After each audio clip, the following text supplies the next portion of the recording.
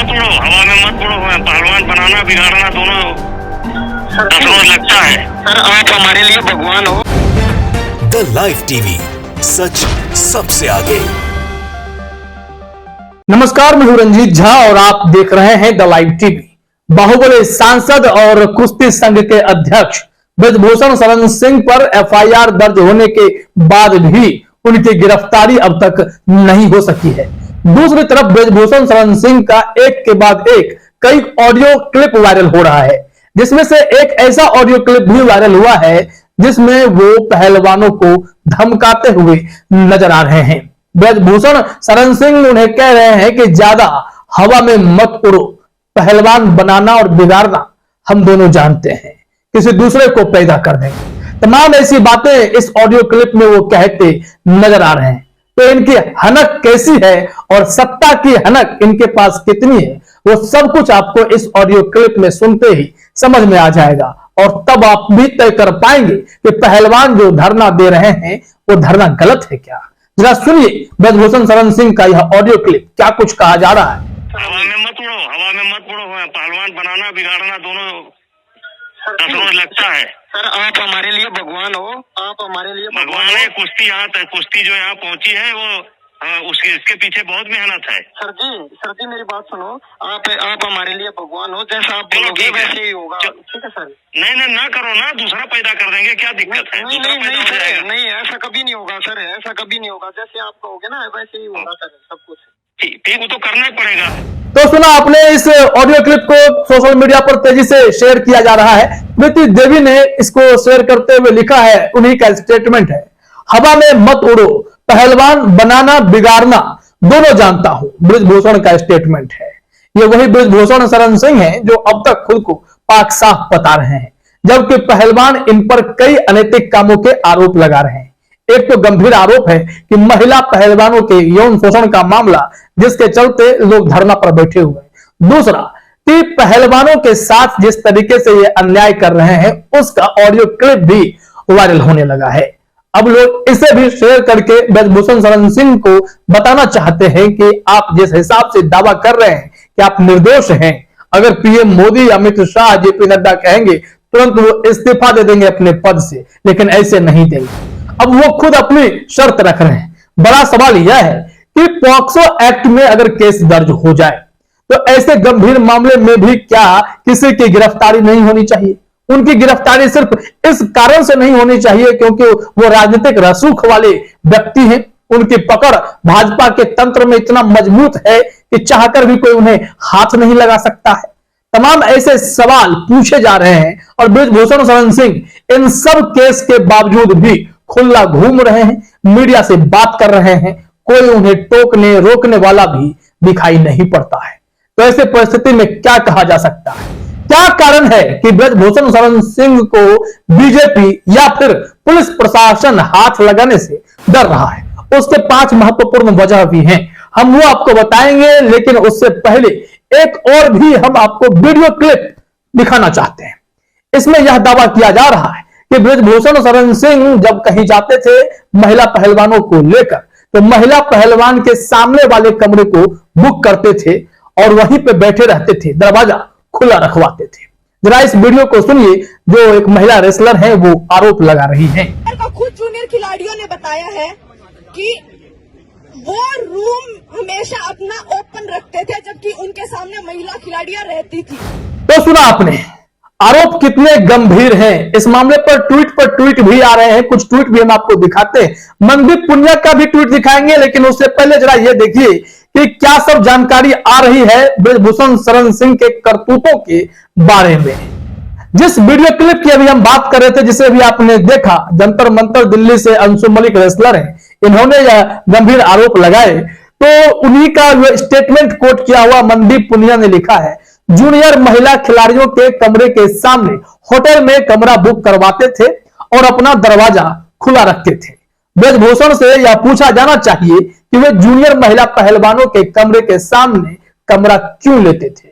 आखिर उन्हें इस बात की तो चिंता होनी चाहिए। एक तो मर्यादा की लाइन खींचते कि वो क्या कर रहे हैं। वो अगर अध्यक्ष हैं तो उनकी भूमिका थोड़ी बहुत अगर कहें तो मेंटरशिप की हो सकती है, बाकी काम के लिए कोच होते हैं। तो इनकी क्या भूमिका थी, वो क्यों जूनियर महिला खिलाड़ियों के कमरे के सामने अपनी कमरा बुक करवाते थे, कारण क्या है?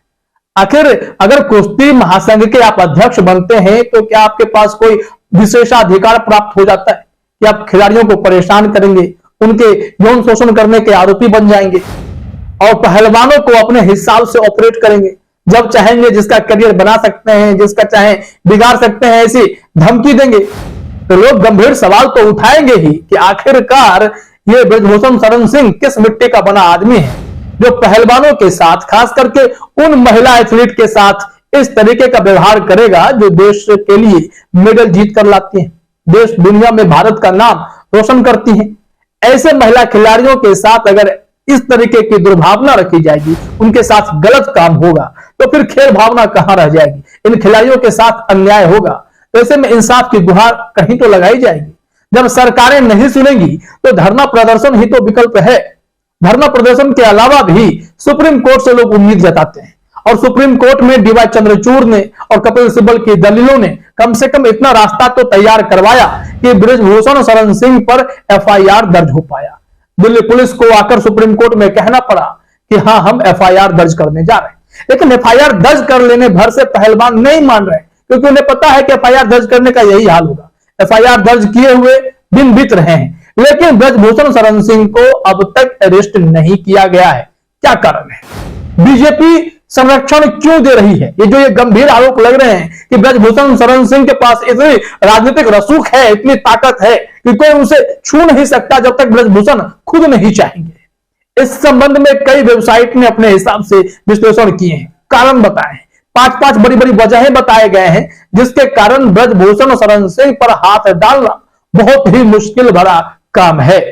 और जब यह हम आपको बताते हैं कि ये 5 पॉइंट क्या हो सकते हैं, किस कारण से ब्रजभूषण को गिरफ्तार नहीं किया जा रहा है, लेकिन उससे पहले जो ये धमकी भरा ऑडियो वायरल हुआ है उसके पूरे स्टेटमेंट को आपने सुना भी है।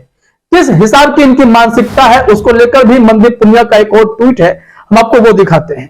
उसके बाद बताते हैं नवभारत टाइम्स ने क्या जानकारी दी है। मनदीप पुनिया ने इस ऑडियो को शेयर करते हुए लिखा था, हवा में मत उड़ो, पहलवान बनाना बिगाड़ना दोनों जानता हूं, एक कोच ने मुझे यह ऑडियो भेजी है। मतलब जो ये ऑडियो क्लिप वायरल हो रहा है वो किसी कोच के द्वारा भेजी गई है। क्या कोच भी प्रताड़ित होते थे ब्रजभूषण शरण सिंह के कारण? इसी में आगे उन्होंने जोर दिया है, अभी तो शुरुआत है, बाकी इतना कुछ है कि रह रहकर सारा महल ढह जाएगा। ब्रजभूषण शरण सिंह के जो शीश महल बने हैं जिसमें इतने कुकर्म छिपे हुए, जैसा कि खिलाड़ियों ने आरोप लगाया है, तो हो सकता है कि ऐसे महल को ढहने में वक्त लग सकता है, लेकिन ढहेगा जरूर, क्योंकि पाप का घड़ा भरता तो है। और ब्रजभूषण शरण सिंह का लगता है कि समय तो आया है कि अब उन पर कार्रवाई हो, लेकिन जिगरा कौन दिखाएगा? दिल्ली पुलिस ने एफआईआर तो दर्ज कर लिया है, लेकिन गिरफ्तारी के पीछे राजनीतिक रसूख आरे आ रहे हैं। अब राजनीतिक रसूख किस बात को लेकर है उसे 5 पॉइंट में समझिए। एनबीटी ने लिखा है कि ब्रजभूषण शरण सिंह के खिलाफ क्यों कुछ नहीं कर रही बीजेपी, जानिए 5 बड़ी वजह। बताया जाता है कि ब्रजभूषण शरण सिंह का यूपी में 4 संसदीय सीटों पर पकड़ है, वहां असर है। वो कैसरगंज से जीत जाते हैं, वो बलरामपुर से जीत जाते हैं जो कि श्रावस्ती हो रखा है, तो बलरामपुर कैसरगंज से जीतने वाले दल बदलने के बाद भी वो जीत जाते हैं। इस वजह से उनकी पकड़ को मजबूत बताई जाती है। बताया जा रहा है कि 2013 में मुजफ्फरनगर दंगों के बाद वापस बीजेपी में वो लौटे थे, बीच में सपा में चले गए थे। फिर 2014 और 2019 में बीजेपी से कैसरगंज सीट से जीत दर्ज की, यानी ब्रजभूषण शरण सिंह का कुल मिलाकर श्रावस्ती, बहराइच, गोंडा और कैसरगंज सीट पर सीधा असर है। बीजेपी के लिए 2024 के लोकसभा चुनाव में एक सीट महत्वपूर्ण है। ऐसे में वह ब्रजभूषण शरण सिंह के खिलाफ कोई भी कदम उठाने में हिचक रही है। दूसरा इंपॉर्टेंट पॉइंट देखिए, सपा को टक्कर देना है तो ब्रजभूषण शरण सिंह बेहद जरूरी है। इसमें लिखा गया है कि 2024 के चुनाव में बीजेपी उन सीटों को जीतने की तैयारी कर रही है जहां सपा का दबदबा रहा है, जैसे मैनपुरी, रामपुर, आजमगढ़, रायबरेली। ऐसे में अगर ब्रजभूषण शरण सिंह पर कोई सख्त एक्शन होता है या पार्टी से बाहर हो जाते हैं तो बीजेपी के लिए अवध क्षेत्र की कई सीटों पर मुश्किल आ सकती है।